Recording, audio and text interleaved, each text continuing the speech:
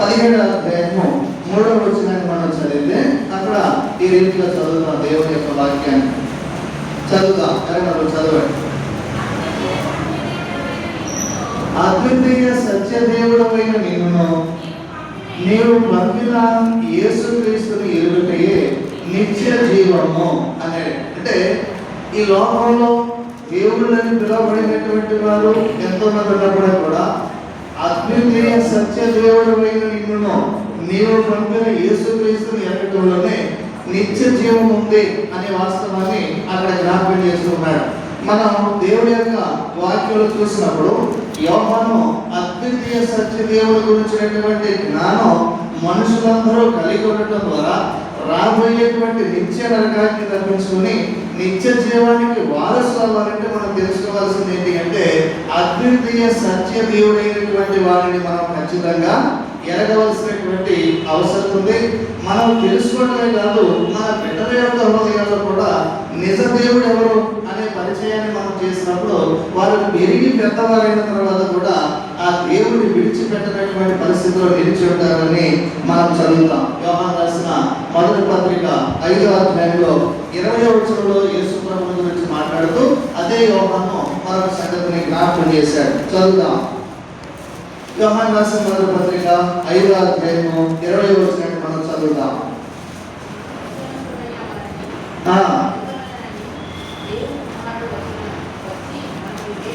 దేవుని కుమారుడు వచ్చి మనకు వివేకం అనుగ్రహించి ఉన్నాడు.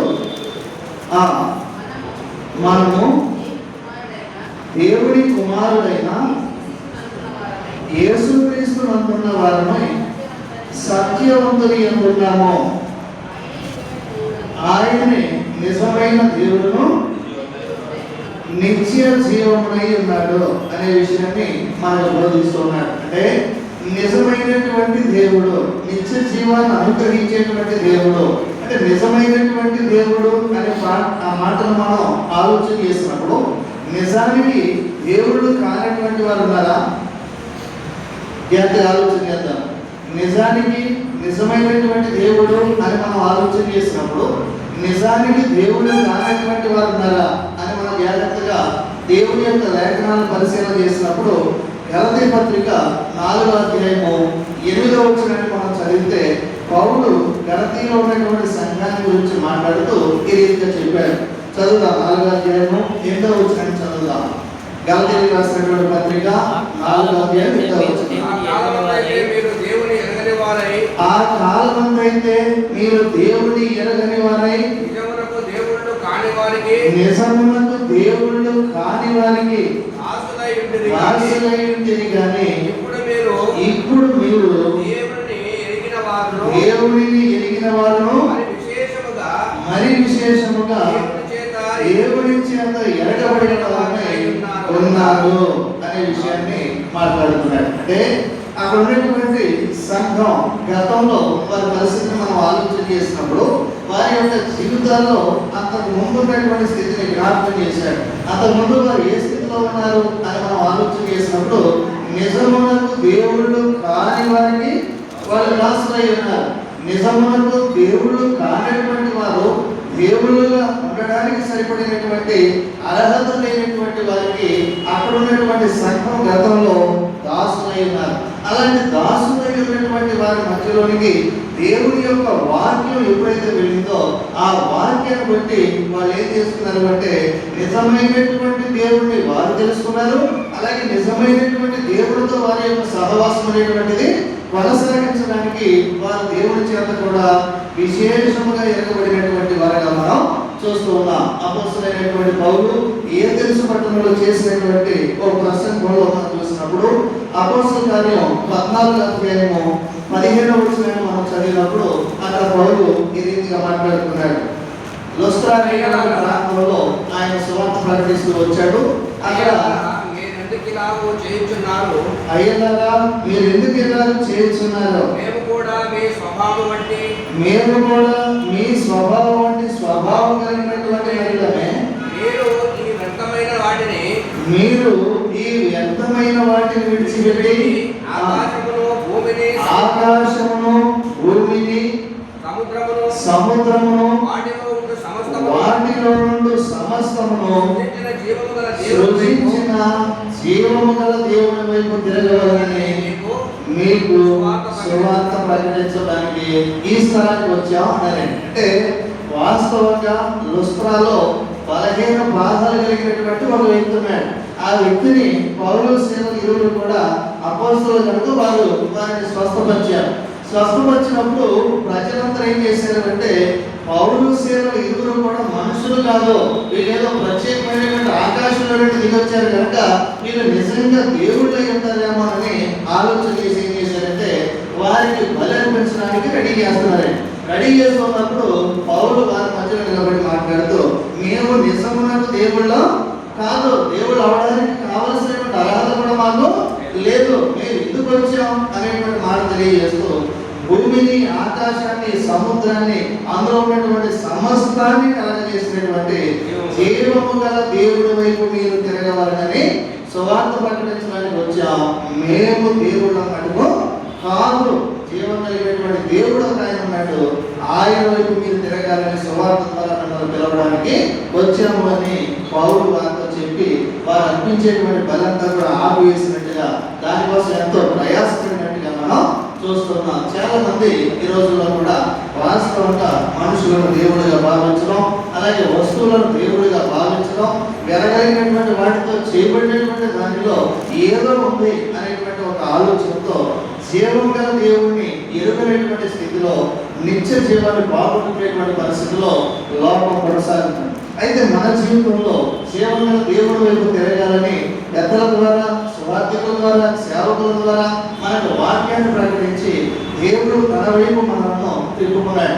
అయితే మన బాధ్యత ఏంటి అంటే, మన తరువాత ఉన్నటువంటి బిడ్డల జీవితాల్లో కూడా దేవుడి వైపు వారు తిరిగేటట్లుగా దేవుడి గురించినటువంటి ఇలాంటి కార్యక్రమాలు సంఘాలు ఏర్పాటు చేసి ఆయన యొక్క వాక్యాన్ని నేర్పించి ఆ వాక్యంలో బిడ్డలను పెంచడం ద్వారా వారు నిజమైనటువంటి దేవుని కలిగి ఉండేటట్లుగా దేవుడు ఆలోచన చేశాడు. ఇశ్రాయేలీయులకి ధర్మశాస్త్రం ఇచ్చినప్పుడు దేవుడు పదే వారికి ఏం జ్ఞాపకం చేశాడు అంటే, మీ బిడ్డలకు దేవుని యొక్క వాక్యాన్ని నేర్పించాలన్నాడు. ఎంతగా నేర్పించాలో తెలియజేస్తూ ద్వితీయోపదేశకాండంలో ఒక విషయాన్ని ఇక్కడ చూడండి.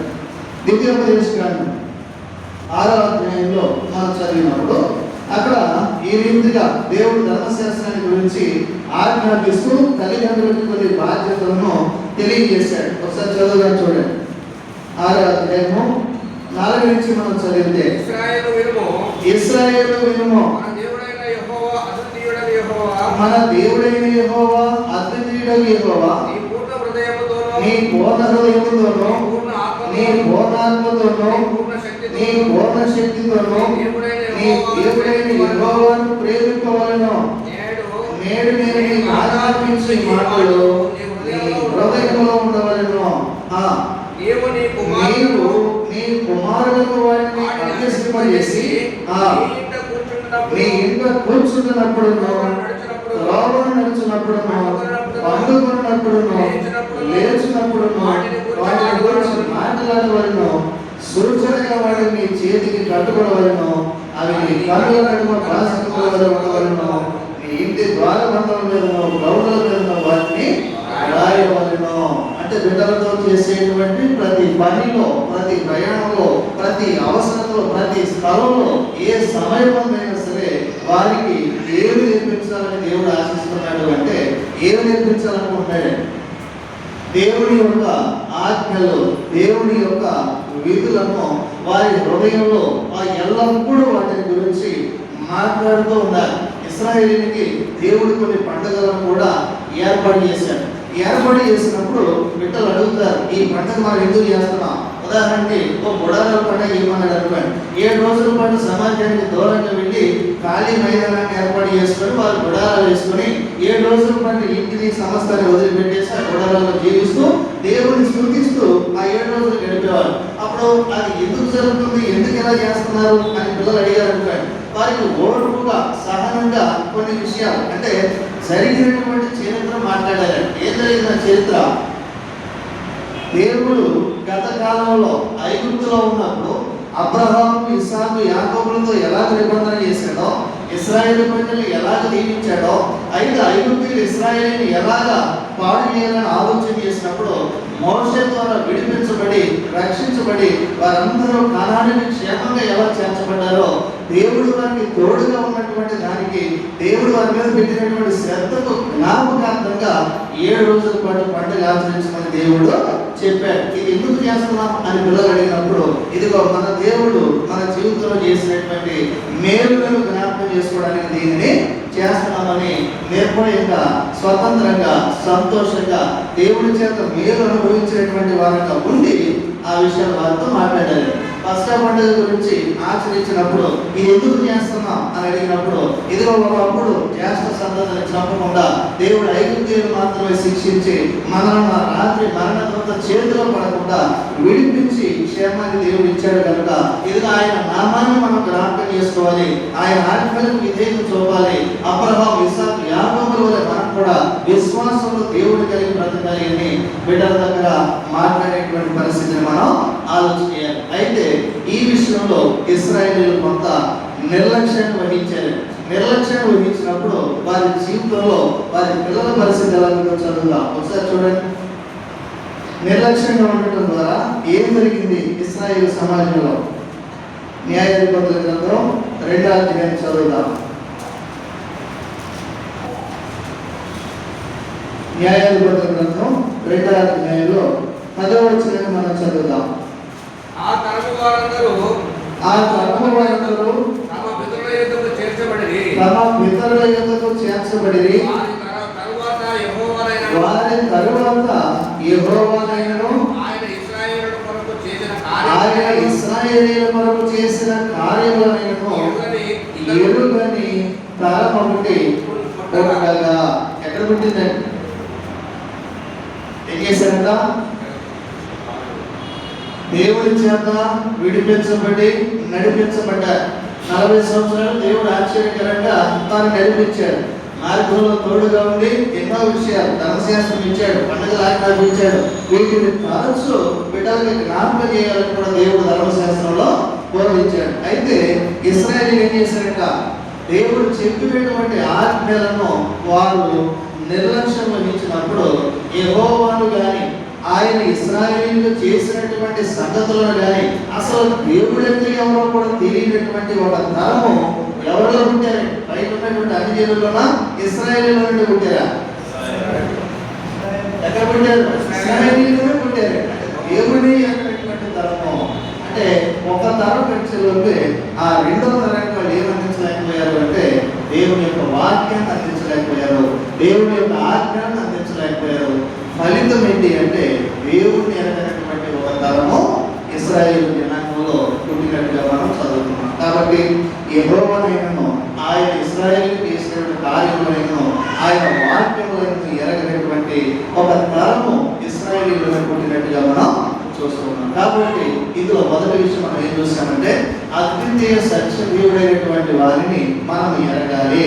మనం ఎరగాలని దేవుడి కుమారుడు పరలోకం నుండి దిగి వచ్చి మనకు బోధించాడు. ఆయన కూడా ఏమై ఉన్నాడు అంటే నిజమైన దేవుడు, నిత్య జీవమైనటువంటి దేవుడు అని యేసు ప్రభువుల గురించి మనం చదువుతున్నాం. ఆయన మనం తెలుసుకోవాలి, నిత్య జీవానికి మన జీవితాన్ని ఆయన ఆజ్ఞలో కట్టుకోవాలి. 2వ విషయం అందులోనే మరొక విషయం ఏం చెప్పాడు అంటే నీ బిడ్డలకు ఆ యొక్క ఆజ్ఞలు నేర్పించినప్పుడు వాళ్ళు విధేయత కలిగినటువంటి వారుగా దేవుని ఎదుట పెరుగుతారని చెప్తే ఇశ్రాయేలు ఆ విషయంలో నిర్లక్ష్యంగా ఉన్నప్పుడు దేవుడిని ఎరగనటువంటి తరము దేవుని ప్రజలను పుట్టినట్టుగా మనం చూస్తున్నాం. ఈరోజు తల్లిదండ్రులు విశ్వాసులుగా ఉండి బిడ్డలు అవిశ్వాసులు ఉన్నటువంటి జీవితాలను, కుటుంబాలు మనం చూస్తున్నాం లేదండి. తల్లిదండ్రులు విశ్వాసులుగా ఉండి బిడ్డలు అవిశ్వాసులుగా రోడ్ల మీద ఉండేటువంటి పరిస్థితిని మనం చూస్తున్నామా లేదా?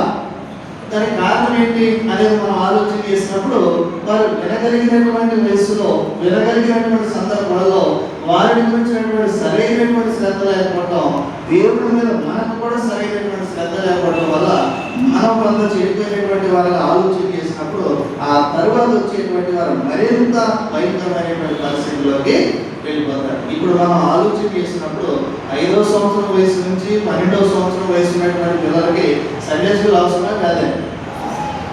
12 నుంచి 20 లోపు ఉన్నటువంటి వారికి యూత్ క్లాస్ అవసరం లేదు. 20 దాటి నుంచి నమ్మి బాప్తిసం పొంది రక్షించబడి క్రైస్తవ జీవితాన్ని నేర్పించడం అవసరం లేదండి. మరి ఈ 3 స్టెప్పుల్లో మనం ఏ ఒక్క స్టెప్పులో వాళ్ళ బిడ్డలను చూసినటువంటి అజాగ్రత్తగా అశ్రద్ధగా ఏముందలే అనేటువంటి ఆలోచనతో ఒకళ్ళు ఆలోచన చేస్తాం అనుకోండి, ఈ 3 వయసులో ఎప్పుడైనా సరే తగ్గిపోయే అవకాశం, దేవుడు దూరమైపోయేటువంటి అవకాశం ఉంది కనుక మనం అలాగే పిల్లలు అందరం కూడా కుటుంబం అంతా కలిసి దేవుడి సన్నిధిలో దేవుడిని ఆరాధించడానికి ఆసక్తిగా తీసుకురావాలి, బైబిల్ తరగతులకు తీసుకురావాలి, సేవా సంబంధమైనటువంటి మీటింగ్ జరుగుతుంటే తీసుకురావాలి.